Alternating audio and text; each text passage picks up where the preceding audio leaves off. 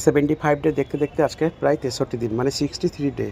So দোকান open করি, তারপরে চিয়া সিড খাই বা খালি পেটে জল খাই গরম, তারপরে খাই, তারপরে আবার কাজ করি, কাজ করতে করতে ব্রেকফাস্ট করি, তারপরে বাড়ি গিয়ে স্নান করে আবার লাঞ্চ করি, লাঞ্চ করে আবার জিমে গেলাম আজকে 3টে থেকে, কারণ রাতে জিমটাতে হচ্ছে না, তো জিম যেন স্কিপ না করা যায়, কারণ চ্যালেঞ্জটা তাহলে আমি ফেল হয়ে যাব।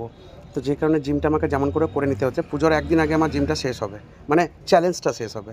তো জিমটি যেহেতু কন্টিনিউ চলছে, তো তারপরে 100টা ডিপ ডাউন মারার পর, মানে পুশ আপ মারলাম, তারপরে আমি বেঞ্চ প্রেসের ডাম্বেল নিয়ে 3টে সেট মারলাম, ক্যাবেলে মারলাম, এরকম করে সেট মেরে আবার এলাম দোকানে। বিকেলে দোকান খুললাম, তারপরে দোকান খুলতে খুলতে কাস্টমার আসা শুরু হলো। আর দেখেছো রাজা সারাদিন আমার কাছে 15 বার চা খায়।